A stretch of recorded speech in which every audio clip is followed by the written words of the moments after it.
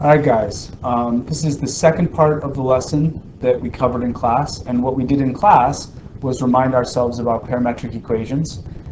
We said that parametric equations were a pair of equations that defined x and y values of ordered pairs on the xy axis with a third variable we called the parameter, and that was t. And when we looked at those parametric equations in class, we basically looked at ways of resolving the parameter or coming to an equation involving just x and y that would give us the graph that our pair of parametric equations gave us. And what we're going to look at in these videos is coming up with a pair of parametric equations given graphs on the xy axis. And we're specifically going to do this with graphs of lines and circles. So right here we're going to start with coming up with a pair of parametric equations for a line. And we are going to start by defining our line. And we say that every line can be defined with two ordered pairs. So we're going to choose two ordered pairs on our line to define our line, right? These could be any two ordered pairs. I've chosen the ordered pairs -2, 5, and 4, 8. So these are the ordered pairs that I'm choosing to define my line with.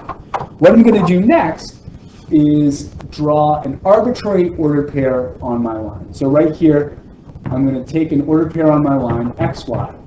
And this ordered pair could be any ordered pair on the line. So right here, what I'm going to do next is I'm going to extend a vector with standard representation to my arbitrary point. So right here, we're extending a vector from the origin to our arbitrary point xy. And because we've got standard representation with this vector, we know that the horizontal component of our vector is going to be the x value of the ordered pair of the head, right? And we know that the vertical component of our vector is going to be the y value of the head, right? So we've got our component form of our vector extending to our arbitrary point as xy, the x value and y value at that arbitrary point, right? So what we're going to look to do now is come up with a vector equal to this vector, right? That will involve basically equations that will define x and y with our third variable t.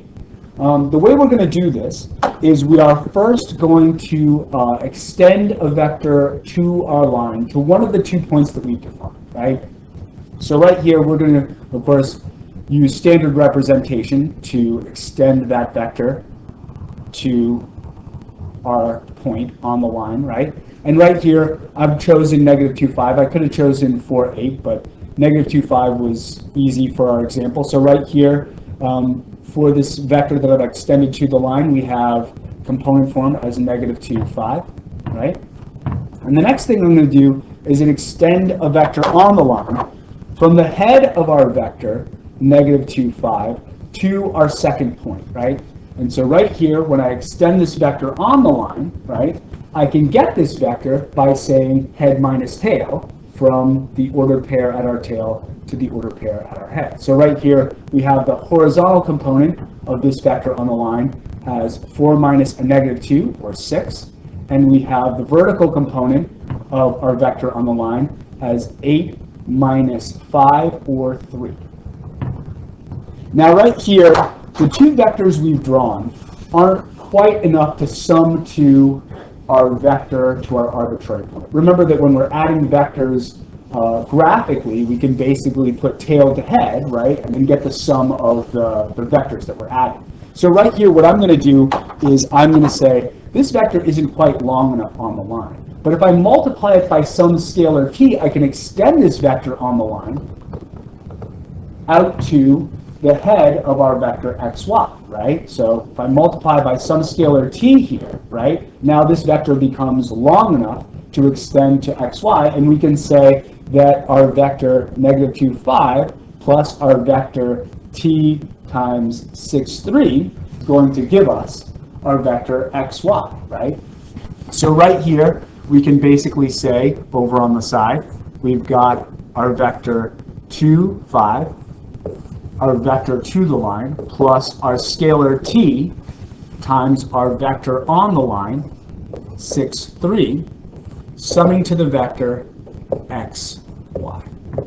And I'm going to move this because already I'm crowding myself here. So right here, we'll give ourselves a little bit of room. But what we have here now is a sum of two vectors that equal a vector with a horizontal component that's an arbitrary x value on our line and a vertical component that's an arbitrary y value on our line. Now, arbitrary, again, means this could be any x and any y for an ordered pair on the line.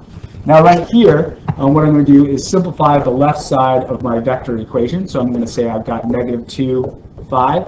And then when I distribute that scalar 2, I've got plus, and then 6t, 3t. And that's going to equal my vector x, y.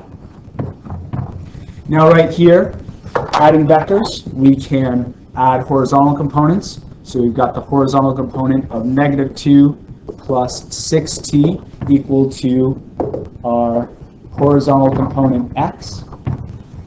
And right here, when we add vertical components, we get 5 plus 3t equal to our vertical component y. Right? So now right here, when we set horizontal components and vertical components equal, we have x as negative 2 plus 6t and y as 5 plus 3t. And there is our set of parametric equations that will define any ordered pair xy on our line. Now, we could have defined this set of parametric equations a lot of ways. First of all, we could say that we could have chosen any 2 points on our line. But once we choose those 2 points, we really could choose to extend our vector to the line, to either of our 2 points, right? And then basically our vector on the line would have to be the vector that we get by saying head minus tail from the head of our vector to the line to the head of our vector on the line. So that part we wouldn't really have been able to do differently. But in general, what we're going to say is there are lots of different sets of parametric equations that can define our line. Right? So I want you guys to give this a shot. We've got a line on the xy axis here on your next page. And what we're going to do here is we are going to sort of set this up together so that we're going to be coming to the same set of parametric equations. You can check your work against my work. So right here, what we're going to say is for our line, I'm going to take the 2 points, negative 4, negative 1, and 4, negative 2. And right here, with my 2 points, I'm going to extend my vector to the line to negative 4, negative 1. So my vector to the line is going to be negative 4, negative 1, right? And then, of course, we're looking to have this basically give us,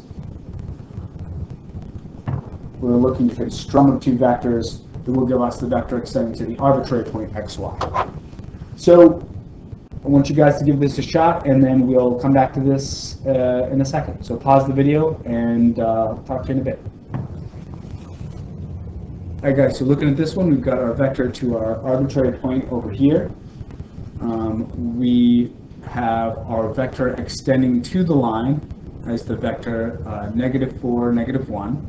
And we can get our vector on the line by saying head minus tail for the horizontal components give us a horizontal component of 8, and head minus tail for the vertical components give us a vertical component of negative 1. Our vector isn't quite long enough on the line to extend to xy, so right here we multiply by the scalar t, and that gives us the sum of the vector to the line and the scalar times the vector on the line as equal to our vector xy, which we've got right here. And then right here we can sort of condense down the left side of our equation here, multiply in that scalar t, and add horizontal and vertical components, and we have our horizontal component of negative 4 plus 8 equal to the horizontal component that represents the arbitrary x value of an ordered pair, and the vertical component, negative 1 minus t, as the vertical component equal to the y value that represents the corresponding arbitrary y value for an ordered pair.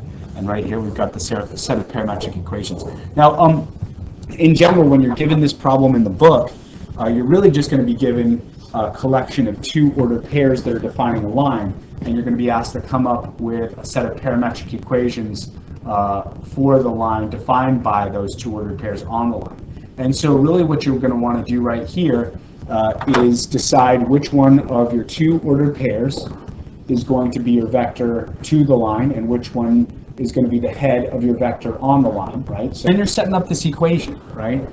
Where you're basically sort of saying your vector to the line plus your scalar t times your vector on the line is giving you your vector to your arbitrary point xy, and you're sort of simplifying down to get those set of parametric equations. So that's how you want to sort of look at it in the book. You don't have to draw all this out. You can if you want to, but it's not necessary.